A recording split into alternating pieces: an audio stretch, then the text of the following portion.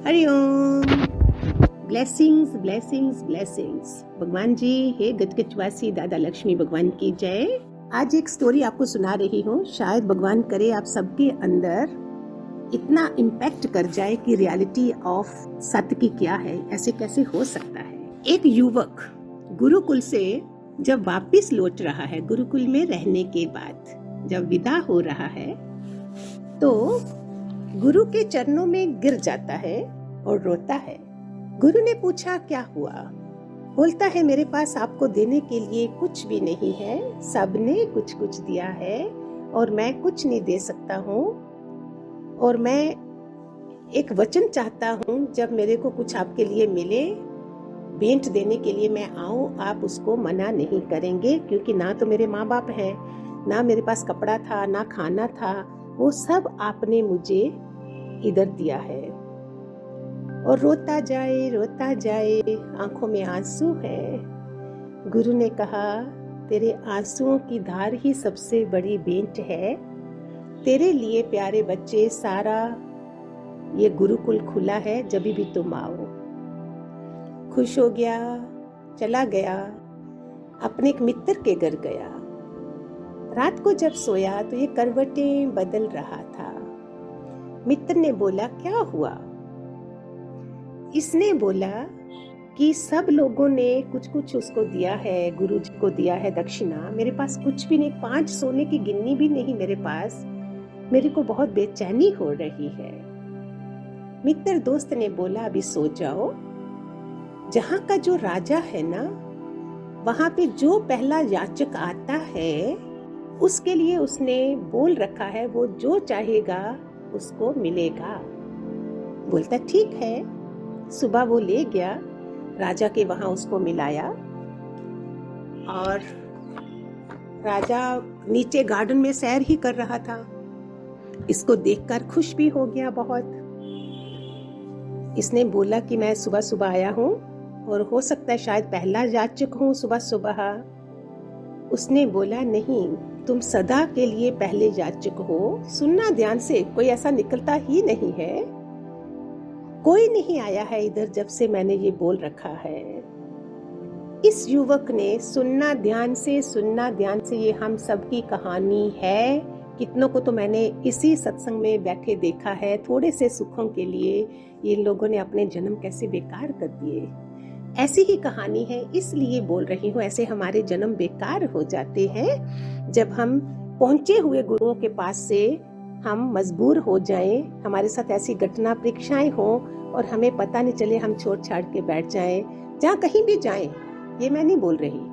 तो ये 5 गिन्नी बोलने के बजाय देखो देखो कैसे गुरु को भूल गया, गुरु का ज्ञान भूल गया, लालच आ गया कि राजा तो कहता है कि जो तुम मांगोगे वो मिलेगा। सो मैं क्यों ना 5000 गिनिया मांगू, 5 गिनिया क्यों मांगू सिक्के सोने के? 5000 क्यों, 5 लाख क्यों नहीं? अरे 5 लाख क्यों, 5 करोड़ ने क्यों नहीं?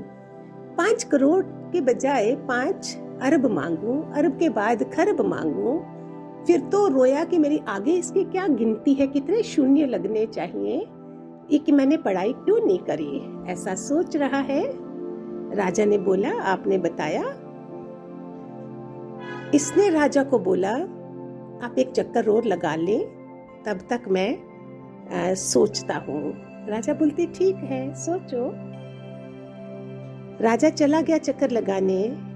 इसने ये सब प्लान कर लिया अपना कि मैं बोलूं या नहीं बोलूं, लेकिन इतना निडर भी हो गया, ज्ञान भूल गया था और इतनी बड़ी मांग थी उसकी। सुनना आगे और ज्यादा ध्यान से सुन लेना।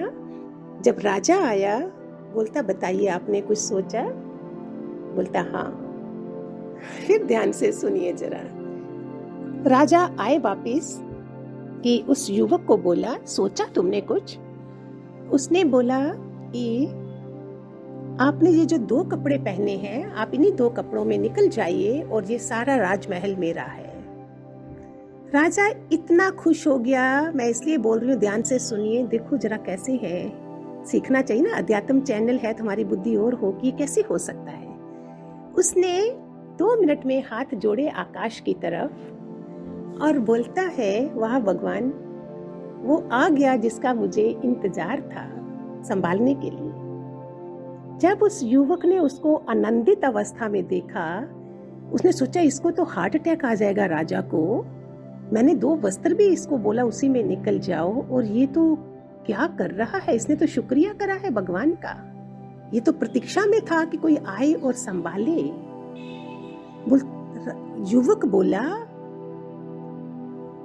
कि वो तो चकरा गया युवक जो आया था गुरुकुल से 5 गिन्नी लेने।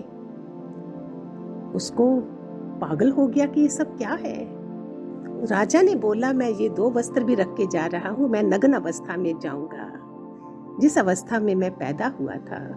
उस युवक के हार्ट अटैक तो उसको आना था, राजा को जो उसको तकलीफ हो गई। समझना उसका क्या सोच थी, निरीक्षण था उस युवक का।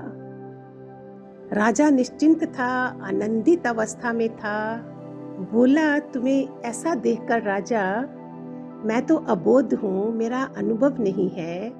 आप एक सेकंड में छोड़कर स्वे इच्छा से जाने लगे हैं। आप ऐसा करिए, आप एक चक्कर और लगा आए, तब तक मैं आपको बताता हूं। हमने सारा जीवन व्यर्थ कर दिया होता है, कुछ पाते नहीं हैं। बोलता, आप एक चक्कर कर दे, क्षमा करें, एक चक्कर और लगा दें, तब तक मैं सोचता हूं। राजा ने बोला, इसमें सोचना क्या है, तुम इसे संभालो, मैं लौट कर क्या करूंगा, यही तो बोलना है आपको। वो अबोध बालक गुरुकुल से आया हुआ 5 गिन्नियां लेने के लिए, आज उसने लिमिट क्रॉस कर दी थी, लोभ लालच की, बुद्धि भ्रष्ट हो गई थी। फिर भी उसने निरीक्षण करा, अपने को टाइम दिया कि ये क्या है, वो एक सेकंड में छोड़ सकता है। जब तक राजा वापस में आता है चक्कर लगा के, आगे वो युवक नहीं है। कैसी सोच थी उस गुरुकुल से आए हुए बच्चे की। क्या उसकी आंखों के सामने अंधेरा छा गया, और क्या हो गया कि वो वहां से चला गया कि एक राजा महल छोड़ने में एक सेकंड नहीं लगा रहा है, और आकाश की तरफ बोल रहा है, वाह प्रभु, जिसकी प्रतीक्षा थी वो आ गया। हम सबकी गाथा ऐसी ही होती है। ये चित्त की हमारी दशा होती है ऐसी। कहाँ 5 गिनी से जाते जाते महल तक नजर पड़ी, और जिसका है उसको छोड़ने में 2 सेकंड भी नहीं है। वो 2 कपड़े भी छोड़ के जाना चाहता है। चित्त के नियम, 10,000 लोगों के भी अनुभव यही सुनोगे, जिन्होंने बाहर खोजा कुछ नहीं पाया। भगवान जी ने हमें सारा दिखाया, हमें कर्म प्राणी है, हम ये हैं, ब्रह्म सत्य, जगत मिथ्या है। दादा भगवान बोलते गए, तुम एक आत्मा हो, तुम ये शरीर नहीं हो। हमने शब्द तो सुने, उन अपने चित्त को कैसा बनाया कि आखिरी पल हो और हम खुशी खुशी से, इतनी तैयारी हो हमारी, खुशी खुशी से हम सब में निरासक्त हो चुके हो, है ना। ठीक है, हरिओम हरिओम।